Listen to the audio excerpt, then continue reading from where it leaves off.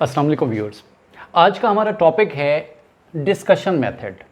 इसको बहुत सारे और नामों से भी पुकारा जाता है, जैसे सोक्रेटिक मेथड है, डिबेट या डायलॉग मेथड भी हम बाज़ औक़ात कहते हैं, और कभी कभार इसको क्वेश्चन आंसर मेथड से भी पुकारा जाता है। इनमें से स्लाइड से डिफरेंसेस हैं, लेकिन आज हमारा जो मेन डिस्कशन पॉइंट है वो है हमारा ये वाला मेथड, यानी डिस्कशन मेथड। हम डिस्कशन मेथड को डिफ़ाइन करने की कोशिश करते हैं। डिस्कशन नाम से ही ज़ाहिर है कि कोई दो लोग या कोई एक ग्रुप या बहुत सारे ग्रुप जब किसी चीज़ को, किसी टॉपिक को, किसी फिनोमिना को डिस्कस करते हैं, उसके ऊपर डिबेट करते हैं, क्वेश्चन आंसर्स और डायलॉग का सेशन होता है, इस चीज़ को हम डिस्कशन कहते हैं। और अगर ये क्लासरूम के अंदर करवाया जाए और इसका एक कोई पर्पस हो, इसके ऑब्जेक्टिव्स हों, तो हम इसको डिस्कशन मेथड कहेंगे। इसकी जो स्टेजेस हैं वो हैं, सबसे पहले कि डिस्कशन के लिए कोई ब्रेनस्टॉर्मिंग करवाई जाती है, कोई एक स्टिमुलस। फ़र्ज़ कर लें कि जैसे स्मोक का सीज़न चल रहा है, उसमें स्मोक एक स्टिमुलस के तौर पर कि जी आज आप आए हैं तो बड़ी मुश्किल से यहाँ पर पहुँचे होंगे, धुंधलाहट बहुत ज़्यादा होगी और बहुत सारे बच्चे इसमें बीमार भी हो रहे हैं, तो आजकल क्या चल रहा है? तो बच्चे बताएंगे कि जी स्मोक है, उसकी वजह से हमें ये मसाइल पेश आ रहे हैं। तो फिर कहेंगे ये स्मोक है क्या चीज़? बच्चे कहेंगे कि जनाब ये पोल्यूशन है। अब पोल्यूशन की बच्चों से पूछा जाएगा कि इसकी इनिशियल डेफिनेशन बता दें। कुछ बच्चे मुख्तलिफ़ तरीके से पोल्यूशन के बारे में बताएंगे कि शोर हो गया, इसके अलावा जो पानी के अंदर फिल्थ है, ये सारी चीज़ें पोल्यूशन के अंदर आती हैं। तो ये इनिशियल डेफिनेशन हो जाएगी। उसके बाद उसके ऊपर आर्गूमेंटेशन, ग्रुप्स बन जाएंगे और वो ग्रुप्स आपस में आर्गूमेंट करेंगे, डिबेट करना शुरू कर देंगे।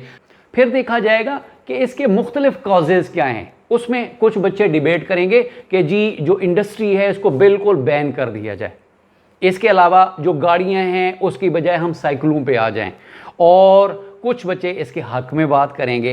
तो यहाँ पर जो आर्गूमेंटेशन है उसके अंदर थोड़ा डिफ्रेंशिएट करवाना पड़ेगा, टीचर को यहाँ पर गाइड का रोल प्ले करना पड़ेगा कि सारी चीज़ें इतना बुरी नहीं हैं, ये हमारी फैसिलिटीज़ की चीज़ें हैं, लेकिन इनको हम मौसर तरीके से कैसे इस्तेमाल कर सकते हैं, तो यहाँ पर जो टीचर है वो अपना रोल प्ले करेगा। उसके बाद जो फाइनली जो कंक्लूजन होगा, मुख्तलिफ ग्रुप्स जो है वो सारी अपने राय देंगे, इसकी डेफिनेशन देंगे। उसमें जो टीचर है वो कंक्लूड करेगा, वो शुरू से इन चीज़ों को नोट कर रहा होगा, और फाइनली इसकी डेफिनेशन कि वो चीज़ें जो नेचुरल इन्वायरमेंट को किसी भी तरीके से डिस्टर्ब कर रही हैं, हम उन चीज़ों को पोल्यूशन के फैक्टर्स कहेंगे, या ये चीज़ें पोल्यूशन काज करती हैं। उसके अंदर फिर फर्दर एक्सप्लेनेशन हो जाएगी, उसकी टाइप्स आ जाएंगी, एयर पोल्यूशन है, नॉइस पोल्यूशन है, इसके अलावा बाकी वाटर पोल्यूशन, और उसकी अक़साम हम बयान करना शुरू कर देंगे।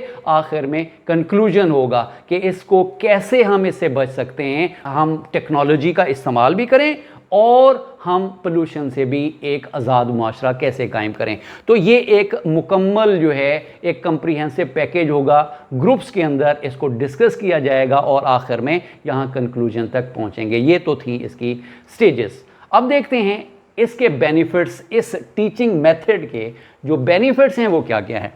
इसमें जनाब कॉन्फिडेंस ऑफ क्वेश्चन आंसर, बच्चे को क्वेश्चन करना सिखाना चाहिए। टीचर की जो मेन फोकस होना चाहिए कि बच्चा एक्टिव लर्नर के तौर पर उसको क्वेश्चन पूछने की आदत डाली जाए।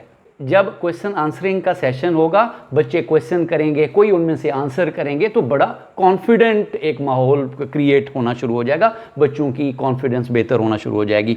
इसके बाद है जी क्रिटिकल थिंकिंग। ये एक बड़ी वैल्यूएबल चीज़ है, एक करैक्टरिस्टिक है। बच्चा क्रिटिकली चीज़ों को इवैल्यूएट कर सकता है, उसको डिस्कस कर सकता है, तो ये डिस्कशन मेथड के थ्रू कर सकते हैं हम। फिर कंस्ट्रक्टिव डिबेट, डिबेट का जो असल मकसद होता है वो किसी पॉजिटिव कंक्लूजन तक पहुंचना, किसी अच्छी चीज़ तक पहुंचने की जो कोशिश है, हम उसको डिबेट कहते हैं। इसमें ज़्यादातर लड़ाइयाँ हो जाती हैं। तो क्लासरूम के अंदर जब हम पॉजिटिव डिबेट्स करवाएंगे तो बच्चों को पता होगा कि ये एक कंस्ट्रक्टिव चीज़ है, इसका मकसद कोई लड़ाई या एक दूसरे की मुखालफत नहीं है। तो उससे जो सोशल कोहेजन भी होगा, ग्रुप्स आपस में काम कर रहे हैं, ग्रुप डायनामिक होता है, एक दूसरे से बढ़ने की जो कोशिश है और एक दूसरे के साथ जेल होने की जो कोशिश है, ये इसके फ़वाइद में शामिल है। इसके बाद जो सबसे बड़ी इसके अंदर है कि जो कंटेंट है, जो वहाँ पर बात डिस्कस की गई, उसको कम्युनिकेट कर सकते हैं स्टूडेंट्स। बच्चों में कम्युनिकेशन स्किल्स डेवलप होती हैं। तो ये चंद एक इसके इम्पॉर्टेंट बेनिफिट्स थे जो हमने बयान किए। होपफुली कि आपको ये लेक्चर समझ लगा होगा। आप चैनल पे नए हैं तो इसको सब्सक्राइब लाजमी कीजिएगा, वीडियो को ज़्यादा से ज़्यादा शेयर कीजिएगा। आपके टाइम का बहुत बहुत शुक्रिया।